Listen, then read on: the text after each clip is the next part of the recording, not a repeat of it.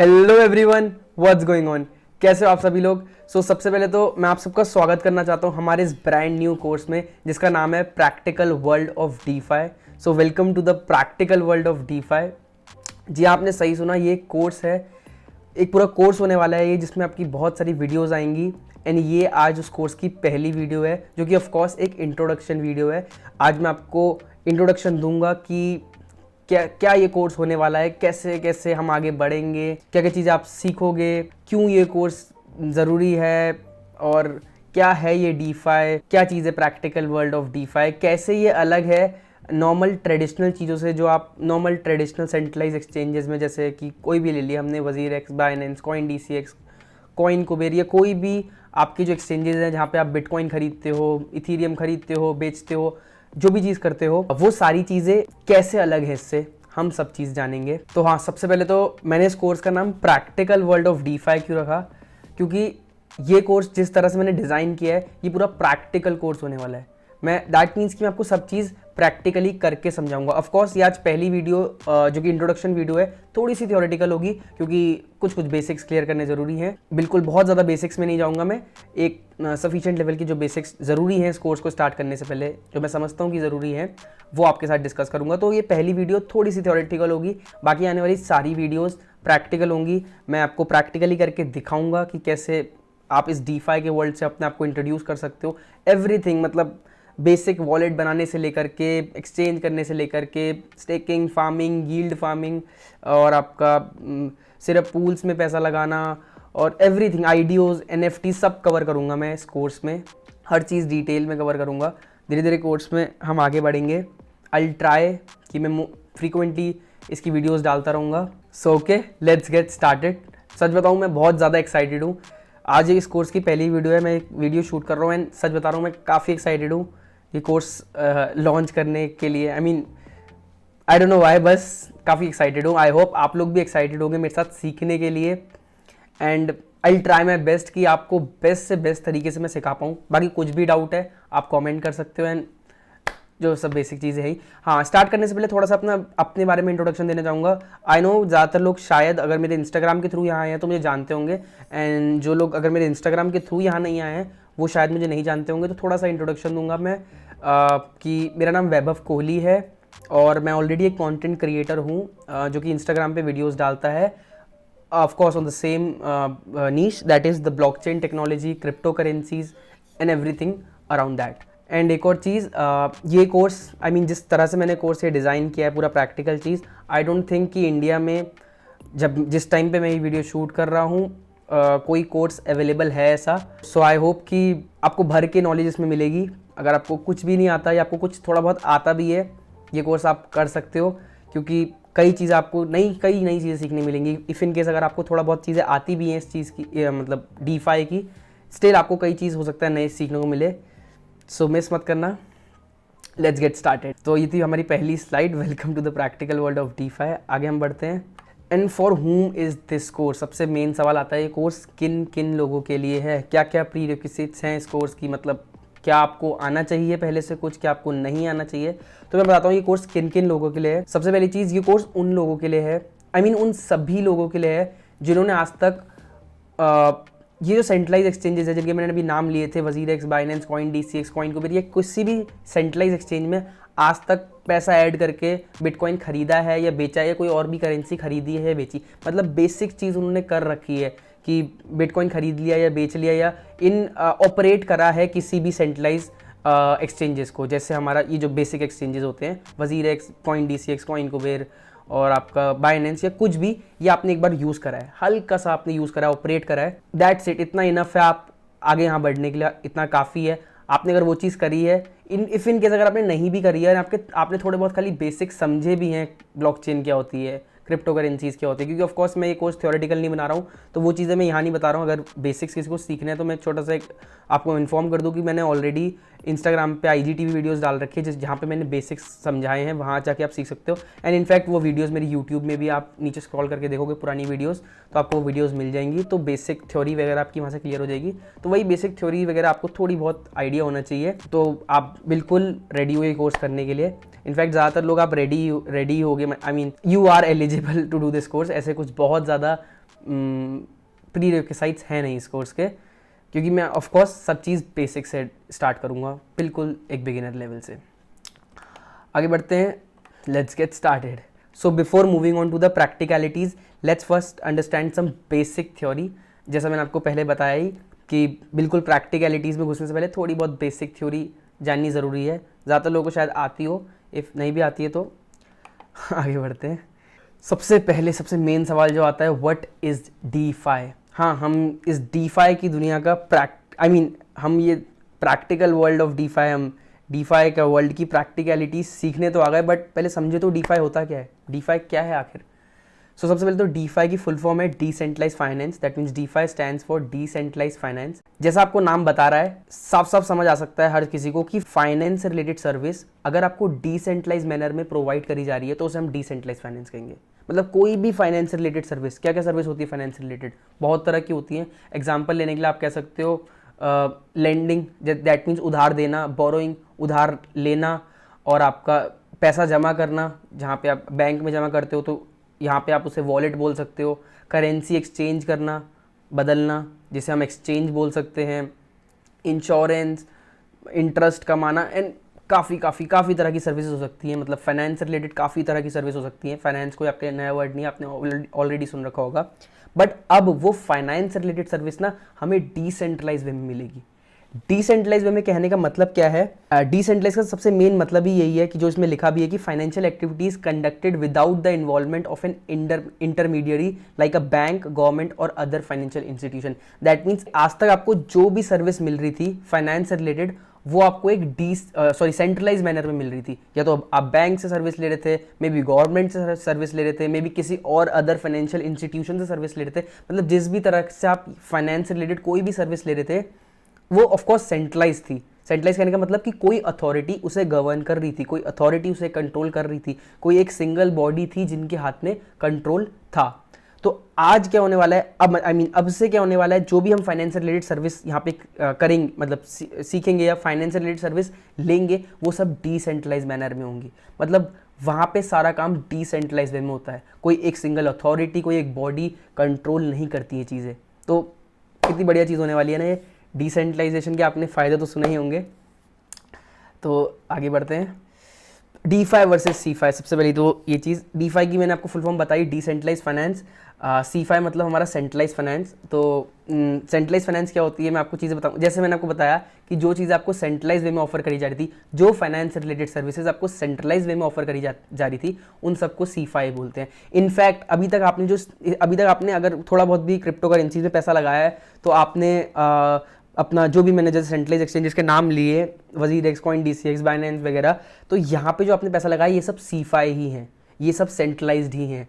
हाँ, आपने जो करेंसीज यहाँ पे होल्ड करी हैं, बिटकॉइन आपने होल्ड करा है या और कोई भी करेंसी आपने होल्ड करी है, वो करेंसी डिसेंट्रलाइज्ड है। मतलब जो आपने सुना है कि बिटकॉइन डिसेंट्रलाइज्ड है, वो करेंसी वही है, बट आपने जहाँ होल्ड करके रखी है, जहाँ स्टोर करके रखी है, जिस जगह पे रखी है, ऑफकोर्स वो फिजिकल चीज़ नहीं है, डिजिटल चीज़ है। तो डिजिटल चीज़ कहीं ना कहीं डिजिटल वे में आप स्टोर करोगे, बट जहाँ आपने स्टोर करी है, दैट मीन्स आपका वजीरेक्स का वॉलेट या कॉइन डीसीएक्स का वॉलेट या आपका बाइनेंस का वॉलेट, वो सब सेंट्रलाइज्ड हैं। सेंट्रलाइज कहने का मतलब कि वो उसे कंट्रोल करते हैं। दैट मीन्स अगर मैं सिंपल शब्दों में बोलूँ तो आपने आज तक बिटकॉइन के जितने भी एडवांटेजेस सुने हैं ना, जितने भी एडवांटेजेस सुने, ज़्यादातर, मतलब कि भाई वो डिसेंट्रलाइज्ड है, परमिशनलेस है, आप कहीं भी पैसा भेज सकते हो, किसी से आपको कोई पूछने की ज़रूरत नहीं, कोई कंट्रोल नहीं कर रहा आपको पैसा भेजने से। अगर आपने यहाँ पैसा भेजा तो कोई आपको रोक नहीं सकता, आपके पैसे पे आपका ही कंट्रोल है। सबसे ज़्यादा आपने ये चीज़ सुनी होगी, इनफैक्ट मेरे से भी कई बार सुनी होगी, कि आपके पैसे पे आप ही का कंट्रोल है, आपके बिना वो पैसा आप वहाँ से एक तिन का भी नहीं हिल सकता, एक तिन का भी कुछ छेड़खानी नहीं हो सकती अगर आपकी मर्जी ना हो तो ये सब जो एडवांटेजेस आपने बिटकॉइन के सुने हैं ना, ये डीफाई में ही हैं। अगर आप वो बिटकॉइन डिसेंट्रलाइज वे में स्टोर कर रहे हो ना, तभी हैं। अगर आपने वो अपना बिटकॉइन सेंट्रलाइज वे में स्टोर करा है ना, दैट मीन्स आपने अपना बिटकॉइन ये सेंट्रलाइज एक्सचेंजेस में रखा है ना, तो वो एडवांटेजेस आपको नहीं मिल रहे हैं, मान के चलो। अगर एक छोटा सा एग्जांपल लूँ कि अगर कल को बाइनेंस, कॉइन डीसीएक्स या कोई भी बड़ी कंपनी अगर ये भाग जाती है, तो आपकी क्रिप्टो करेंसीज लेके भाग सकती हैं। पहले से मैं बोल दूँ, मैं ये नहीं कह रहा हूँ ये भाग जाएंगी, बहुत बड़ी बड़ी कंपनीज है, इनका भागना बहुत रेयर है, बट भाग सकती हैं, 1% चांस है। मतलब बहुत रेयर चांस है, बहुत बड़ी बड़ी कंपनीज है। इनफैक्ट मैं कहूँ तो आज तक दुनिया में हर चीज़ ऑलरेडी सेंट्रलाइज्ड ही थी, वो तो अब डिसेंट्रलाइज का ज़माना आया है, डिसेंट्रलाइज टेक्नोलॉजी आई है, तो लोगों ने रियलाइज़ करा है कि हाँ भाई डिसेंट्रलाइज में ये बेनिफिट्स होते हैं जो कि हमें सेंट्रलाइज में नहीं मिलते। तो दैट मीन्स वो सेंट्रलाइज्ड है, हाँ आपको वो बेनिफिट्स नहीं मिलेंगे, बट वो बहुत बड़ी कंपनीज है, इतना ईजी नहीं है भागना। स्टिल हम बिटकॉइन में क्यों आए हैं? क्योंकि कंट्रोल हमारे पैसे का हम चाहते हैं हमारे खुद के हाथ में हो, हम खुद कंट्रोल कर सके अपने मनी, कोई दूसरा बंदा ना कर रहा हो। तो ऑफकोर्स छोटी मोटी इन्वेस्टमेंट्स आपके वहाँ C5 में भी रहे, कोई दिक्कत नहीं है, सेंट्रलाइज एक्सचेंजेस में भी रहे, कोई इशू नहीं है। बट अगर आप यहाँ आना चाहते हैं, अच्छा अमाउंट इन्वेस्ट करना चाहते हैं, तो मैं प्रेफर करूँगा आप डिसेंट्रलाइज वॉलेट्स में अपना पैसा रखेंगे। ये चीज़ आगे बात करेंगे। एक आपको बेसिक आइडिया मिल गया होगा कि DeFi क्या चीज़ होती है, C5 क्या चीज़ होती है। आगे बढ़ते हैं, थोड़े बहुत डिस्कस कर लेते हैं हल्के से फटाफट इनके जो भी डिफ्रेंशिएट करते हैं ना हम C5 और DeFi के बीच में। तो फंड्स की कस्टडी, जैसे मैंने आपको बताया कि आपके फंड्स की कस्टडी DeFi में आपके खुद के पास होती है, C5 में आपके खुद के पास नहीं होती। दैट मीन्स यूज़र के आउटसाइड ऑफ यूजर्स कस्टडी, मतलब आप एक यूज़र हो, आपके हाथ में कंट्रोल नहीं होगा। ऑफकोर्स आपने अगर WazirX में स्टोर किया तो WazirX के हाथ में कंट्रोल होगा, एंड आप बाकी रिस्पेक्टिव एक्सचेंजेस जैसे जहाँ जहाँ आपने किया है। Services available, borrowing, lending, payments, trading, हाँ ऑलमोस्ट जो DeFi में आपको सर्विसेज मिलती हैं C5 में, मतलब ऑलमोस्ट जो आपको C5 में सर्विसेज मिलती हैं वो सारी सर्विसेज आपको DeFi में भी मिलती हैं। एक बस है, that is fiat to crypto. That means आपके पास जो जेब में INR पड़ा है, या आपके पास जो जेब में USDT पड़ा है, ये कुछ भी, मोस्टली लोग इंडिया में ही देख रहे होंगे, तो ऑफकोर्स हिंदी में बात कर रहा हूँ तो मैं इंडिया में ही देख रहे होंगे। तो जो भी आपकी जेब में INR पड़ा है, या आप कह सकते हैं आपकी बैंक में INR पड़ा है, वो आप डायरेक्टली DeFi में नहीं भेज सकते। इट्स नॉट पॉसिबल, क्योंकि वहाँ पे केवल क्रिप्टो करेंसीज ही एक्सेप्ट होती हैं। तो आपको एक C5 कह सकते हैं प्लेटफॉर्म की हेल्प लेनी पड़ेगी। दैट मीन्स आप WazirX, बाइनेंस या किसी भी सेंट्रलाइज प्लेटफॉर्म में पहले अपनी INR को कन्वर्ट करेंगे कोई एक क्रिप्टो करेंसी में, चाहे वो स्टेबल क्रिप्टो करेंसी क्यों ना हो, चाहे वो USDT या कोई भी स्टेबल कॉइन क्यों ना हो, तो उसमें कन्वर्ट करेंगे एंड देन आप इधर सेंड कर पाएंगे डिसेंट्रलाइज वॉलेट्स में। ठीक है, अगर थोड़ी थोड़ी चीज़ अगर आपको थोड़ी कंफ्यूजिंग लग रही हो, आई मीन वैसे तो मैं ट्राई कर रहा हूँ कि मैं इजी से इजी वे में समझाऊँ, लेकिन हल्की और बहुत अगर कंफ्यूजिंग लग भी रही है तो डोंट वरी, हम आगे बढ़ते हैं। जैसे मैं प्रैक्टिकल चीज़ें करना स्टार्ट करूँगा, धीरे धीरे आप सीखते जाओगे, धीरे धीरे आप समझते जाओगे, जो बात मैं यहाँ पे कह रहा हूँ आप रिलेट कर पाओगे, आप कनेक्ट कर पाओगे। तो आगे बढ़ते हैं। पर सर्विसेज अवेलेबल डिस्कशन हो गया हमारा। पर्सनल इन्फॉर्मेशन, यहाँ प्रूफ ऑफ वर्क पे काम होता है DeFi में। ऑफकोर्स जो मैंने बताया कि बिटकॉइन की जो भी चीज़ें होती हैं वो यहाँ पे होती हैं, C5 में ऐसा नहीं होता। C5 में कंट्रोल, जब ऑफकोर्स कंसेंसस मैकेनिज्म तभी चाहिए होता है जब चीज़ डिसेंट्रलाइज है। जब डिसेंट्रलाइज है, कोई सेंट्रलाइज अथॉरिटी कंट्रोल कर रही है, तो बाकी सबका कंसेंट चाहिए ही क्यों। ठीक है, सिक्योरिटी आपकी हाँ, security not accountable for the funds, और यहाँ वनरेबल सिक्योरिटी मेन है। सिक्योरिटी में क्या होता है, यहाँ पे सिक्योरिटी भी आपको ही करनी है। ऑफकोर्स आपका अगर एक वॉलेट है, उस वॉलेट का एक सीड फ्रेज है, उसको आप ही को सिक्योर रखना पड़ेगा। हाँ, बाइनेंस, CoinDCX से कोई भी सेंट्रलाइज एक्सचेंजेस में उनकी जिम्मेदारी है सिक्योर करना है। वो कहते हैं कि हम आपके फंड सिक्योर करके रखते हैं, फलाना, बट यहाँ पे आपको खुद सिक्योरिटी की जिम्मेदारी लेनी है, जो कि बहुत टफ नहीं है। ठीक है, आप इजीली अपनी जिम्मेदारी ले सकते हो, जिसमें आपको बस सीड फ्रेज अपना संभाल के रखना है। आगे डिस्कस करेंगे इन टेक्निकल जार्गन्स के बारे में। अगर आपको अगर आपको कनेक्ट ना कर पा रहे हो, फिर भी धीरे धीरे समझ जाएंगे। कस्टमर सर्विस, यानी ऑफकोर्स कोई एक बॉडी आपको सर्विस नहीं दे रही तो कस्टमर सर्विस कैसी? हम खुद ही कस्टमर है, खुद ही मालिक हैं, सब हम खुद ही है। और वहाँ पे provided by the major changes, I mean वहाँ कस्टमर सर्विस मिलती है। रिस्क फैक्टर, हाँ यहाँ पे रिस्क फैक्टर क्या है? Of course relies on the technology you are using, और हम यहाँ पे रिस्क फैक्टर उस पर डिपेंड करता है कि जो हम टेक्नोलॉजी यूज़ कर रहे हैं। हर चीज़ ब्लॉकचेन में बनी है, लेकिन जिस प्रोजेक्ट में भी आप पैसा लगा रहे हो तो उस पर भी डिपेंड करता है। तो आप पे खुद ही डिपेंड करेगा रिस्क फैक्टर कि कैसे आप वो करते हो। और वहाँ पे रिस्क फैक्टर ऑफकोर्स उस ब्रांड, उस एक्सचेंज की कितनी रेप्यूटेशन है मार्केट में, और वो सब चीज़ें कंसिडर करके आप रिस्क फैक्टर का अंदाज़ा लगा सकते हैं। एनीवेज आगे बढ़ते हैं। डिफरेंट टाइप्स ऑफ ब्लॉकचेन, एक ये बहुत बेसिक चीज़ समझानी ज़रूरी है आगे बढ़ने से पहले। तो अलग आपको मैं पहले इन्फॉर्म कर दूं कि यहाँ आपने मतलब सुना भी होगा कि डिफरेंट तरह की ब्लॉकचेन्स होती हैं। इथीरियम की अपनी अलग ब्लॉकचेन है, बाइनेंस स्मार्ट चेन की अलग ब्लॉकचेन है, बिटकॉइन की भी आपने अलग ब्लॉकचेन सुनी होगी, पॉलीगन की अलग ब्लॉकचेन है, सोलाना की अलग ब्लॉकचेन है। तो यहाँ पे होता क्या है ना, अगर आपका टोकन इथीरियम बेस्ड टोकन है तो वो इथीरियम की ब्लॉकचेन पर ही रन होगा। बाइनेंस बेस्ड है, BEP20 बेस्ड टोकन है तो वो BEP20 पे ही रन होगा। पॉलीगन की चेन का टोकन है तो पॉलीगन पे ही रन होगा, और सोलाना का टोकन है सोलाना पे ही रन होगा। दैट मीन्स ये मतलब नहीं है इसका कि जैसे USDT है वो आपको इथीरियम की चेन का भी मिल जाएगा, आपको बाइनेंस की चेन का भी मिल जाएगा, लेकिन दोनों के कॉन्ट्रैक्ट एड्रेसेस अलग होंगे, वो मैं आपको आगे समझाऊंगा। बस यहाँ पे आप बेसिक नॉर्मल चीज़ जो मैं कहना चाह रहा हूँ वो आप ये समझ लो कि इथीरियम की चेन की चीज़ इथीरियम पे काम करेगी, बाइनेंस की चेन की चीज़ बाइनेंस पे काम करेगी, एंड इनके लिए सब वॉलेट्स अलग, आई मीन अगर एक वॉलेट भी है तो अकाउंट्स अलग होंगे, आप वो आगे देख के समझ जाओगे। दैट मीन्स अगर कोई भी काम हमें अगर इथीरियम की चेन पे करना है तो वो इथीरियम ERC20 का टोकन होना चाहिए, अगर हमें बाइनेंस स्मार्ट चेन पे काम करना है तो वो BEP20 का होना चाहिए। And similar I mean it is similar for the polygon and Solana also, कि सोलाना की चेन का काम सारा सोलाना पे होगा, सोलाना की चेन का काम हम इथीरियम पे नहीं कर सकते, बाइनेंस स्मार्ट चेन की काम हम किसी और अदर चेन पे नहीं कर सकते। कोई भी अगर हमने टोकन लिया जो खाली बना ही बाइनेंस स्मार्ट चेन पे है, मतलब बना ही BEP20 पे है, तो वो केवल बाइनेंस स्मार्ट चेन पे ही स्टोर हो सकता है, उसी एक्सचेंज पे ट्रेड हो सकता है, वो सब चीज़ हो सकती है। और अगर कोई एक टोकन BEP20 पे भी बना है और इथीरियम पे भी बना है तो हम कैसे उसे ब्रिज कर सकते हैं, वो सब चीज़ें हम आगे प्रैक्टिकली देखेंगे। बस यहाँ पे मेरा समझाने का मतलब यही था कि यहाँ अलग अलग तरह की चेन्स होती हैं और अलग अलग तरह से आप अपनी करेंसी, मतलब एक ही वॉलेट में अगर आप इथीरियम की चेन पे अपनी करेंसी स्टोर कर सकते हो, बाइनेंस की चेन पे अपनी करेंसी स्टोर कर सकते हो, पॉलीगन पे कर सकते हैं, फलाना, ठीक है। तो आपको थोड़ा बेसिक आइडिया मिल गया होगा। थोड़ी जल्दी बढ़ते हैं, वीडियो थोड़ी लंबी ना हो जाए, लोग बोर हो जाते हैं, ठीक है। हमारा गोल क्या है? सबसे पहला गोल है हमारा कि हम कंफर्टेबल होएं, डीफाई में घुसना है, डीफाई में एंटर करना, डीफाई के आपकी वेबसाइट्स, एप्लीकेशंस कैसे एक्सेस करते हैं, थोड़ा इंट्रोड्यूस करूँगा आपको उन सब चीज़ों से, कैसे आप कंफर्टेबल होगे। ऑफ कोर्स आप प्रैक्टिकली यूज़ करोगे तो ही कंफर्टेबल हो गया, एंड वहीं से मैंने ये कोर्स बनाया है कि नाम मेरे को वहीं से आया है। तो हाँ, मैं चाहूँगा कि आप लोग कंफर्टेबल हो डीफाई के साथ। बहुत कोई मतलब टफ चीज़ नहीं है, बहुत इजी चीज़ है, आप देखोगे आप खुद बहुत जल्दी सीख जाओगे।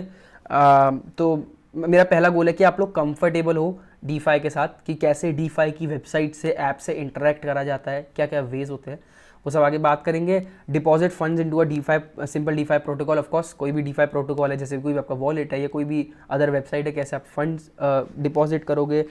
थर्ड चीज़ आती है start earning interest on your crypto. बहुत मेजर थिंग, मतलब बहुत इंपॉर्टेंट थिंग। इनफैक्ट ये चीज़ काफ़ी लोगों को इंटरेस्ट करती है कि भाई हम अपनी क्रिप्टो में इंटरेस्ट कैसे कमा पाए, कैसे हमने जो क्रिप्टो ऑलरेडी होल्ड करी है उस पर इंटरेस्ट कमा पाए डिसेंट्रलाइज वे में। ऑफ कोर्स अगर आप इंटरेस्ट स्टेकिंग करके बाइनेंस पे कमा रहे हो तो हाँ, वहाँ रिस्क है, क्योंकि पैसा स्टेक बाइनेंस पे ही पड़ा है। बट अगर डिसेंट्रलाइज वे में अगर आप कोई स्टेकिंग करते हो, कुछ भी चीज़ करते हो, स्टेकिंग या फार्मिंग टाइप की कोई भी चीज़ करते हो जहाँ पे स्टेकिंग करने की ज़रूरत पड़ती है, तो वहाँ पे एक स्मार्ट कॉन्ट्रैक्ट बन जाता है आपका और उस डिसेंट्रलाइज वेबसाइट के बीच। और अगर वो वेबसाइट डिसेंट्रलाइज है तो ऑफकोर्स वो इंटरनेट से कहीं भाग नहीं सकती। हाँ, ये चीज़ मैं आपको बता दूँ, कोई डिसेंट्रलाइज चीज़ अगर इंटरनेट पे है तो कहीं भाग नहीं सकती। डिसेंट्रलाइज है तो ऑफकोर्स किसी का कंट्रोल नहीं है, आपके वॉलेट का, आपके अकाउंट का कंट्रोल आपके हाथ में है। तो अगर आप अपने वॉलेट से कुछ भी वहाँ पे स्टेक करते हो तो आप एक स्मार्ट कॉन्ट्रैक्ट में बाइंड हो जाते हो। और स्मार्ट कॉन्ट्रैक्ट ज़्यादातर लोगों को पता ही हुआ है, ऐसा कॉन्ट्रैक्ट जो अपने आप एग्जीक्यूट होता है, जो उसकी प्रोटोकॉल्स होती हैं उसको फॉलो करते हुए, उसे कोई तोड़ नहीं सकता, कोई ब्रीच नहीं कर सकता, कोई डिलीट एडिट या कुछ नहीं कर सकता।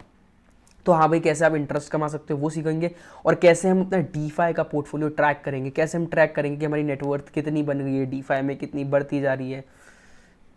नॉर्मल ट्रैकिंग जो हम अपने नॉर्मल हर जगह पे आप करते होंगे जहाँ अगर आप फाइनेंस के वर्ल्ड में हैं। तो व्हील कवर हम सबसे पहले क्या क्या कवर करेंगे कि भाई हाँ, कैसे एक ऑनलाइन डिसेंट्रलाइज वॉलेट क्रिएट करा जाता है, कैसे सेट करा जाता है, कैसे मैनेज करेंगे, वो सब चीज़ें हम बात करेंगे प्रैक्टिकल वे में। परचेजिंग स्टेबल कॉइन एक बहुत ज़रूरी चीज़ है यहाँ पे इंटरेक्ट करने के लिए, क्योंकि बिटकॉइन, इथेरियम, बड़ी बड़ी करेंसीज का प्राइस बहुत फ्लक्चुएट करता है। तो it's quite difficult for us कि हम अंदाज़ा लगा पाएँ कि भाई अभी क्या रेट चल रहा है, हमें क्या मिल रहा है। तो स्टेबल कॉइन्स बहुत ज़रूरी चीज़ है जो एक स्टेबिलिटी देते हैं, और हम अंदाज़ा लगा सकते हैं कि भाई इतना पैसा हमने लगाया, इतने डॉलर का हमने बिटकॉइन खरीदा, इतने डॉलर का इथेरियम खरीदा। आपको थोड़ा रिलेट करने में ईजी होगा, क्योंकि हमने आज तक बचपन से स्टेबल कॉइन्स की चीज़ें नोट करी, मतलब स्टेबल करेंसी जैसे हमने INR और USDT देखा है। तो अगर हम समझ जाएंगे कि हमने इतने डॉलर का बिटकॉइन लिया तो हमें अंदाज़ा आ जाएगा। अगर मैं आपसे कहूँगा आपने इतने सतोशी का बिटकॉइन लिया तो थोड़ा सा आपको कन्फ्यूजन होगी, क्योंकि आपने वो कह सकते हो टर्म या करेंसी का ज़्यादा यूज़ नहीं किया अपनी लाइफ में। तो हाँ, स्टेबल कॉइन्स बहुत ज़रूरी है, और हर स्टेबल कॉइन अपनी अपनी चीज़ों से पैक्ड होता है, उसकी बात आगे करेंगे। Various option for earning interest. Of course जैसे मैंने आपको बताया, मैं बहुत अलग अलग तरीके बताऊंगा कि क्या क्या तरीके होते हैं इंटरेस्ट अर्न करने के। खाली एक स्टेकिंग, यील्ड, बहुत सारे तरीके होते हैं जिनके बारे में हम आगे बात करेंगे। ज़्यादा यहाँ पे थ्योरी में नहीं घुसना चाहता, तो मैं फटाफट आगे बढ़ रहा हूँ। Watching your net worth grow with a DeFi dashboard. जैसे मैंने आपको बताया पहले भी कि हम एक ऐसा डैशबोर्ड दिखाऊंगा जहाँ पे आप देख सकते हो कि आपकी नेटवर्थ ग्रो कर रही है और सारा चीज़ ट्रैक कर सकते हो एंड वही सब चीज़ें। आगे बढ़ते हैं। वन मोस्ट इम्पॉर्टेंट वार्निंग ये देना चाहता हूँ, डरा नहीं रहा हूँ, सबसे पहली चीज़ मैं आप लोगों को डरा नहीं रहा हूँ, एक सिंपल सी वार्निंग देना चाह रहा हूँ। सबसे पहले वार्निंग इन द सेंस एक ज़रूरी चीज़ है, ये आप समझने की कोशिश करना। Number one thing is it's still in the early ages of development. That means ये डीफाई बिल्कुल नई चीज़ है। हाँ, बिटकॉइन वगैरह सेंट्रलाइज एक्सचेंज पे खरीदना वगैरह थोड़ा सा पुराना हो चुका है, ये भी काफ़ी पुराना है मतलब, लेकिन ज़्यादातर लोगों को अभी नहीं पता, तो हम कह सकते हैं ये बिल्कुल अर्ली स्टेजेस पे है अपनी। अर्ली स्टेजेस पे कहने का मतलब कोई बुरी चीज़ नहीं है, इनफैक्ट अच्छी चीज़ है। अर्ली स्टेज पे होना आपके लिए एक अपॉर्चुनिटी है कि दुनिया में ज़्यादातर लोगों को अभी इस चीज़ के बारे में नहीं पता। और ऑफकोर्स अगर मैं आपको बता रहा हूँ तो आप एक थोड़ा सा स्टैंड आउट करते हो ज़्यादातर लोगों से, क्योंकि ज़्यादातर लोगों को अभी ये चीज़ पता ही नहीं है कि डीफाई क्या चीज़ है, कैसे डीफाई की वेबसाइट्स ऐप से इंटरेक्ट करा जाता है, ये चीज़ अभी लोगों को पता ही नहीं है। तो ऑफकोर्स ये अपनी अर्ली स्टेजेस में, अगर कोई भी चीज़ अपनी अर्ली स्टेज में होती है तो धीरे धीरे चल चल के वो इम्प्रूव होती जाती है। तो हाँ, हम अर्ली स्टेज पे हैं, बट ये नहीं कि इससे हमारा नुकसान है, इनफैक्ट ये बेनिफिट है। बस थोड़ा सा हमें ध्यान देना होगा कि हम किसी स्कैम, फ्रॉड या इन चीज़ों में ना पड़ जाए, क्योंकि जब जो चीज़ अर्ली स्टेज में होती है और दिखता है ना कि भाई हर चीज़ चमकती हुई दिखती है ना, तो हर जगह हमें ऐसा हाथ नहीं डालना।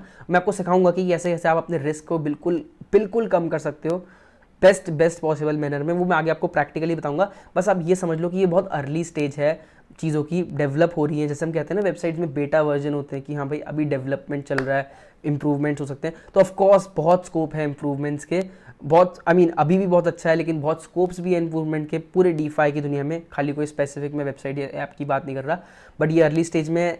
एंड अगर आप एक अर्ली एडॉप्टर होते हो तो ऑफकोर्स आपके लिए बेनिफिट करेगा, आप स्टैंड आउट करोगे। Other thing, second point is you need to be careful, specifically if you are a beginner, as you might make a mistake and lose money. That means अगर आप beginner हो, जैसे मैंने आपको बताया कि आपको थोड़ा केयरफुल रहने की ज़रूरत है, थोड़ा ध्यान देने की ज़रूरत है कि मैं कहाँ पैसा लगा रहा हूँ, सही जगह पैसा लगा रहा हूँ नहीं लगा रहा हूँ, क्या चीज़ वो जेन्युइन है या नहीं है, क्योंकि यहाँ पे कोई कंपनी नहीं है, वो डिसेंट्रलाइज बना दी गई है। तो आपको देखने की ज़रूरत है कि भाई वो है वर्थ इट है, लेजिट है, मेरा पैसा कहीं, ऑफकोर्स यहाँ पे आपका पैसा कोई लेके भाग नहीं सकता, बट आपका पैसा डूब सकता है। दैट मीन्स जो रिस्क है जो मैं आपसे कह रहा हूँ कि डीफाई कोई अगर चीज़ इंटरनेट पे आ गई तो वो जा नहीं सकती, लेकिन आपको देखने की ज़रूरत है हाँ भाई वो रिलायबल है नहीं है। ऑफकोर्स आप वो चीज़ें कैसे देखोगे मैं आपको बताऊँगा, एंड जिन की मैं यहाँ पे एग्जाम्पल भी दूंगा, प्रैक्टिकल करके भी दिखाऊंगा, वो सारी ट्रस्टेड ही हैं। दैट इज़ वाई मैं आपको यहाँ पे बता रहा हूँ। तो डीफाई में आपका पैसा लेके कोई भाग नहीं सकता, बट हल्का सा रिस्क क्या है कि उसकी वैल्यू गिर सकती है। तो हमें देखना है कि भाई हम सही जगह, हम सही प्रोटोकॉल में पैसा लगा रहे हैं नहीं लगा रहे, ठीक है। और अगर बिगिनर हो तो थोड़ा ध्यान रखना। नंबर 3 चीज़ कि sometimes the interest rate might look very sexy, so be careful and don't put in more than you can afford to lose. That means आपको इंटरेस्ट रेट बहुत अच्छे दिख सकते हैं कई बार कि भाई क्या इंटरेस्ट रेट मिल रहा है, बट हर चमकती हुई चीज़ सोना नहीं होती, जैसे कहते हैं ना। तो हो सकता है कि कई जगह पे आपको रोकना पड़े, देखना पड़ेगी हाँ भाई वही लेजिट चीज़ है नहीं है, मैं कहीं ऐसे कहीं पैसे फालतू में तो पैसा नहीं लगा दे रहा, मैंने पैसा लगा दिया तो घूम गया। ऑफकोर्स मेहनत की कमाई है आपकी। तो हाँ, कई जगह पे आपको इंटरेस्ट रेट बहुत खतरनाक दिख सकते हैं, तो वो देख के चौंकना मत। ये जैसे मैंने कहा हर चमकती चीज़ सोना नहीं होती, तो सब कभी कभी होता है कि it is too good to be true. तो आपको वो ध्यान रखना है, बहुत केयरफुल रहना है इन चीज़ों में। डरने वाली बात नहीं है, बस थोड़ा ध्यान से चलना क्योंकि आपका पैसा है। बाकी मैं तो हूँ ही हेल्प करने के लिए। सो दैट्स इट, आज की वीडियो में इतना ही था, एंड आई होप ये वीडियो देखने के बाद आपको थोड़ा बहुत आइडिया आ गया होगा कि अब आप क्या सीखने वाले हो, आगे क्या क्या हम करने वाले हैं। हल्का सा आइडिया आ गया होगा कि भाई डीफाई क्या है और अब क्या सिखाने वाला हूँ मैं। और मैं तो बहुत एक्साइटेड हूँ आगे बढ़ने के लिए। आई होप आप एक्साइटेड हो, एंड अगर आप एक्साइटेड हो मुझे कमेंट करके लिख दो ज़रा प्लीज़, मुझे बता दो ना, मेरे को अच्छा लगेगा। मेरे को देख के लगेगा कि यार मैं अगर किसी के लिए वीडियो बना रहा हूँ वो बंदा देख रहा है नहीं देख रहा है, यार उनको अच्छा लग रहा है नहीं लग रहा, तो ये देख के मुझे बहुत अच्छा लगेगा। लाइक कर देना अगर आपको वीडियो अच्छी लगी। एंड ये मैंने जैसे बताया हमारी पहली वीडियो है इस कोर्स की, और बहुत सारी वीडियोस आने वाली हैं, तो मैं इसे एक प्लेलिस्ट में डालूंगा। वो प्लेलिस्ट आप एक्सेस कर लेना, उसे बुकमार्क करके रख लेना। एंड अगर आप चैनल पे नए हो, पहली बार इस चैनल पे आए हो, तो इस चैनल को सब्सक्राइब जरूर कर लेना। ये चीज़ मुझे स्टार्टिंग में कहनी चाहिए थी, चलो कोई नहीं, मैं भूल गया। सो आज की वीडियो के लिए इतना ही। Thank you so much. अगली वीडियो में आपसे मिलता हूँ। Bye bye.